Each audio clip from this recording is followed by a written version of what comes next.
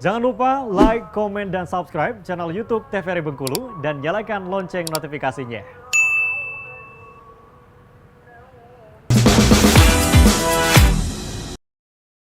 Terima kasih banyak pemirsa Opini, kita kembali lagi di Opini hari ini. Dan untuk Anda nih yang akan makan siang nih, hati-hati ya. Ingat, makan jangan pernah berlebihan karena berlebihan itu tidak baik. Ya, makan secukupnya saja, yang penting enak. Itu ya sudah jelas ya. Mahal tapi enak nggak apa-apa, murah tapi enak. Nah, itu lebih bagus ya. Dan kita lanjutin lagi ngobrol sama dengan Nadia di hari ini. Untuk Nadia nih, Duta Putra Putri Kampus. Kan berarti Nadia ini finalis. Nah, pada saat itu juara berapa nih Nadia? Alhamdulillah dinobatkan menjadi putri berbakat Provinsi Oke, Bengkulu. Putri berbakat ya. Nah, berarti kan ada sosial project nih yang dibuat dan juga dipraktekkan atau dilakukan gitu. Nah, sosial project seperti apa yang Nadia buat? Sosial project itu tentang pernikahan dini dan anak. Oh, oke. Lagi-lagi tetap kecintaan terhadap anak-anak gitu ya, Iya, membuat mengenai anak-anak juga iya nih. betul. Berarti melakukan penelitian juga gitu. Iya benar. Nah penelitian itu tuh di eh, suatu daerah, Mm-mm. daerah yang kecil. Mm-mm. Memang banyak sekali angka pernikahan dininya. Oke. Heeh. Dari umur SMP kelas 2 3 pun udah ada yang udah nikah. Oke, walaupun belum ada KTP, belum cukup umur sebenarnya. Iya Oke, betul oke. sekali. Itu kan memang gimana ya? Memang tidak boleh kan? Mm-mm. Apalagi di negara kita itu Betul, betul. 21 tahun Mm-mm. baru bisa nikah. Mm-mm. Dan Nah, dia sekarang 20 tahun. oh berarti 20 tahun. Oh, Iya, berarti masih ada 1 tahun lagi ya. Oke. dan memang banyak angkanya pernikahan dini itu banyak. Aku tuh terinspirasi karena ya memang kalau pernikahan dini itu anak, pasti apa Mm-mm. sih itu ada anak gitu kan.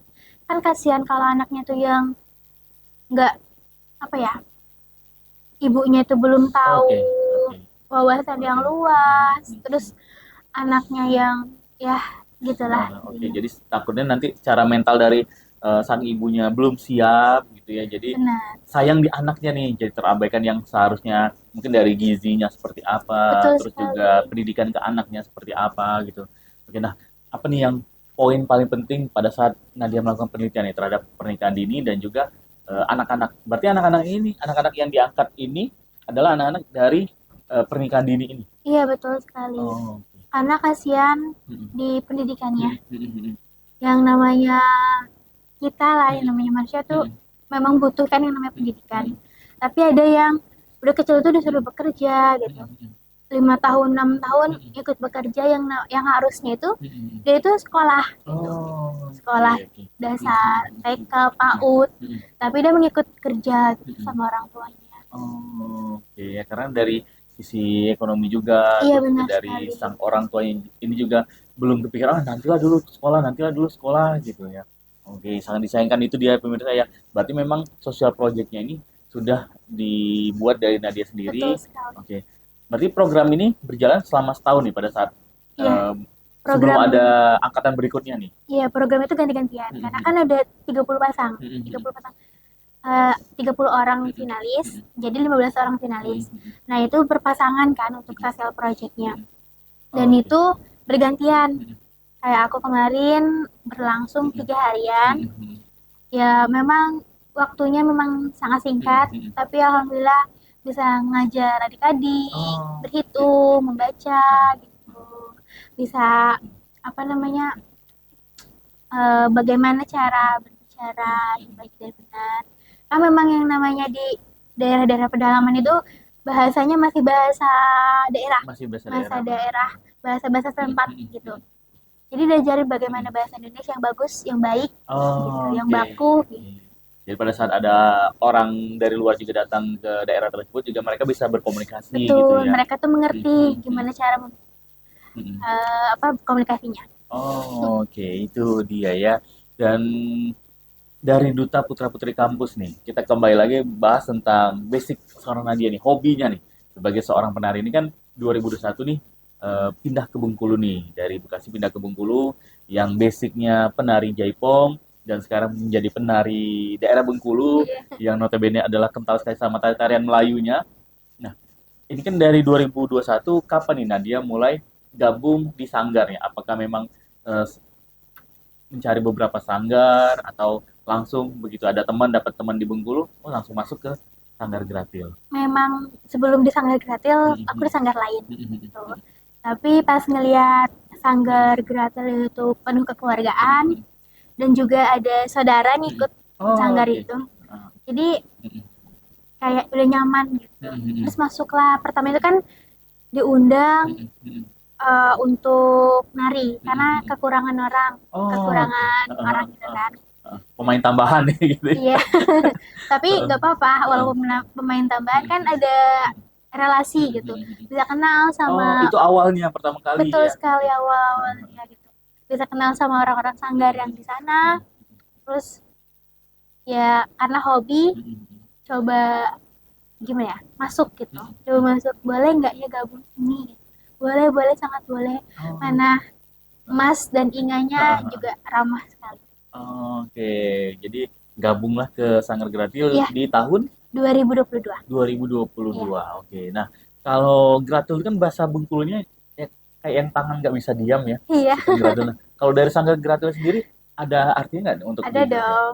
Apa tuh? Gerakan tangan terampil. Gerakan tangan terampil. Oh, oke.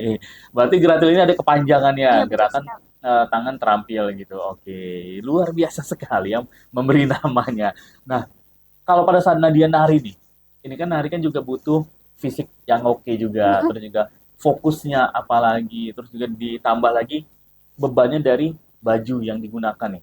Karena kan baju-baju tarian ada yang pakai baju adat gitu ya, Betul. terus juga baju-baju kreasi lainnya nih. Nah, gimana cara Nadia untuk menjadi seorang penari yang memang siap nih untuk tampil di atas panggung? Betul. Kalau untuk latihannya, kan tiap hari satu minggu itu 2 kali latihan, Senin dan Kamis. Dan untuk kesiapan-kesiapan kayak seperti makan minum, yang namanya itu sanggar itu udah jadi rumah kami gitu. Oh, oke. Mau makan, mau minum, mau masak itu tuh bebas kalau di sanggar kami gitu. Dan juga untuk latihan kita selalu ditanya fit atau tidak sama masnya sama ibunya. Kalau ada yang begal-begal, kadang kan minta tolong dipijitin gitu, Oh, atau oke. berhenti dulu, gak usah latihan dulu, Ada tapi latihan fisiknya diliatin. juga nggak Nadia? Mungkin Ada, jogging gitu. harus ada olah tubuhnya harus ada. Oke, berarti dari sanggar sendiri nih ada jadwal memang jogging sama-sama gitu. Kalau jogging sama-sama belum, tapi ada yang namanya olah tubuh. Oh, oke, balik ke masing-masing gitu. Kalau Iya mau betul sekali. olahraga sendiri ya Olahraga. silakan gitu. Oke, nah kalau di tari-tarian nih, olahraga apa nih yang membuat seorang Nadia ini mulai dari stamina-nya tetap fit, terus juga mungkin dari ketahanan kaki-kaki, tangan-tangannya nih. Biasanya Iya. kalau Nadia olahraganya apa? Aku lebih suka ke Zumba sama Oh, Fit. oke, pole fit yang sekarang ya Iya, lagi hype betul. sekali ya. Oke, dan itu juga sangat ini ya. Kalau dari Zumba kan juga gerak-gerakan Iya, aktif karena juga. kalau jogging tuh kurang, tapi lumayan suka. Kayak karena kan itu cuma lari gitu. Dan kalau Zumba itu kan bisa kumpul sama teman-teman gitu. Yang namanya Zumba kan kayak joget-joget gitu. Nah, Betul, betul. Ada musiknya juga. betul sekali. Jadi Jadi tetap kayak happy aja.